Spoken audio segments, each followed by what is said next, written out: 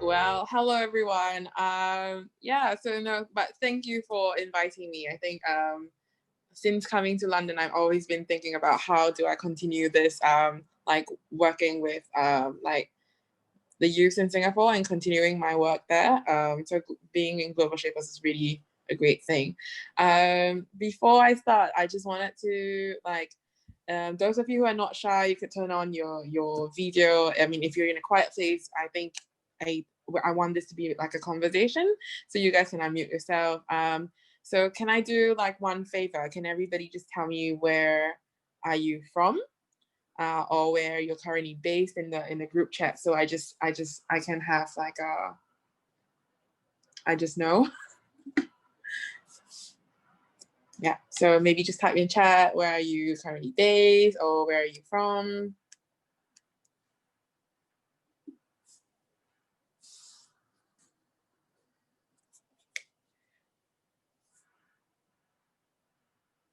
Great. So I see Singapore, Armenia, and Australia, Switzerland. Okay. So I'm just gonna do a short introduction. So yes, I'm Eileen. I'm Singapore, born and bred, and then now I'm in the UK for a new job opportunity. And the topic that I really wanted to talk about and discuss with you guys today is really about how do young people firstly, it's about exposure. I find it increasingly, personally, I find it really, really important. And it was one of the main things that I enjoyed and learned a lot from. Then the second thing I learned from a lot of working with leaders in the nonprofit sector through consultancy and also in myself was self-awareness. So Giovanni's no longer on this call, right? But he actually touched on a few things that I was really interested to move on to touch on. So I'm going to start with a little bit about exposure. I'm just going to define it as intentionally stepping out of your comfort zone, taking it slowly, but just putting out yourself out there, just like what Giovanni said. So I'm just going to share a little bit about our story. So most of you here may know about Singapore's education system. So I asked Giovanni that question about how do you increase your curiosity, because I felt that I probably, good chances, was a lot more curious when I was a lot younger. As I went through the education system somehow, I'm not blaming the education system, but I did realize that I got less curious. I asked slightly less questions, and until a tipping point, after going overseas a lot more, then I told myself and I realized that, oh, I need to ask more questions. I really wanted to know why. I realized that I did want to know why, but I was just not asking questions to answer and satisfy my curiosity. So when I work with young people around the world, including myself, I realized that as I look back on my journey, as how I grew up, so just like what Giovanni said about sciences, it was quite interesting initially because those, being an Asian kid, right, you wanted to score really well in school. And then I try to be very strategic about it. And then, so my dad told me, I used to get scolded for math because he would say, why are you not scoring 100%? It's one of those subjects that you can score 100% in. And then being strategic, I was like, okay, if that's the case, then I need to focus more on these subjects, because these subjects are subjects that I can score 100% in.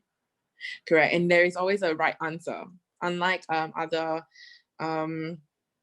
subjects in school, like languages, you don't know what is the cheat sheet really to get 100%. And so sciences I really liked biology when I was younger. And then all the way to A levels, I still took biology. And I took other subjects like math, just because it was compulsory. I used to enjoy it. Somehow along the way, I realized that it's not really my cup of tea. But as you know, in Singapore, you have to do a lot of compulsory volunteering work and hours. So I remember in secondary school, I started this volunteering volunteering journey. You went to a lot of NGOs and charities. And then I realized that I found a lot of happiness and self-satisfaction really when I was just volunteering myself. So instead of, I used to be a person that really liked to, I wouldn't say I like to study, but because of the satisfaction I got from scoring high marks due to putting in the hours in, for example, subjects like math and science, I realized I put a lot of time in it. And then I thought I liked math and science. I did. Until I started volunteering and I realized that, I actually enjoyed volunteering a lot more. Then I started to ask myself, why then do I think I like math and science?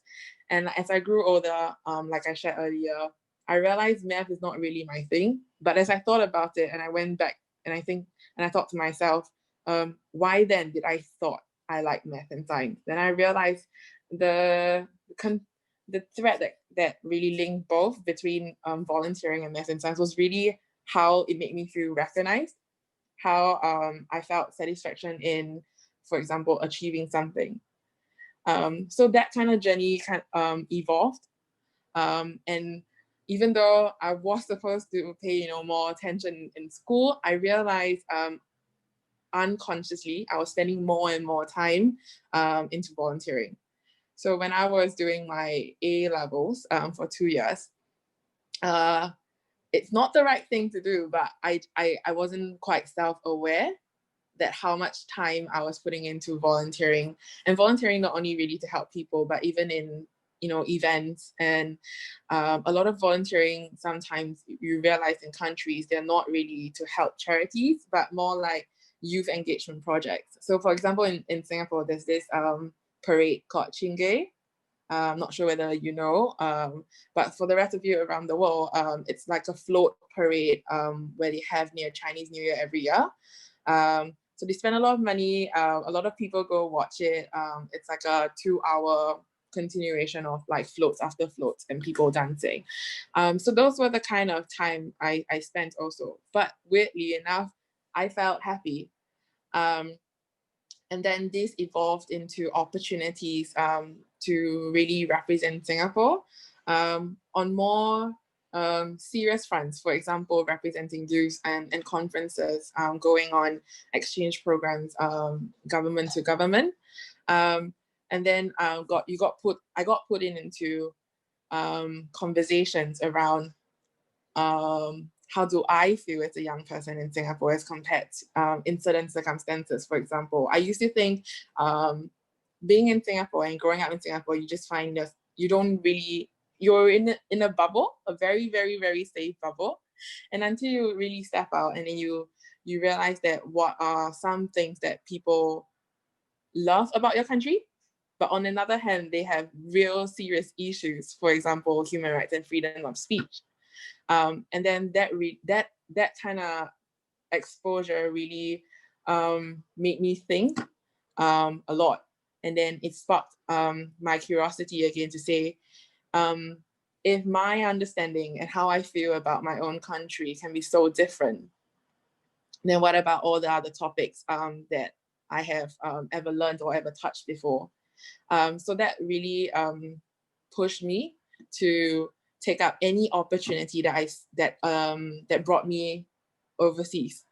So if you're talking about, it ranged from everything from, example, schools arrange trips overseas. They call it cultural immersion sometimes, or exchange programs. But on the other hand, I realized that in the volunteering space, there was a huge opportunity where for the first few times in your life, you feel that your views matter. So these were at conferences. So my first conference was when I was 17. It was just across the border from Singapore, 30 minutes, and that was in Malaysia. But even in like being so close to home, but just being put in a different space and meeting different people, you realize that there is so much different thoughts that Singaporeans, even though we see ourselves as quite different, actually we're not.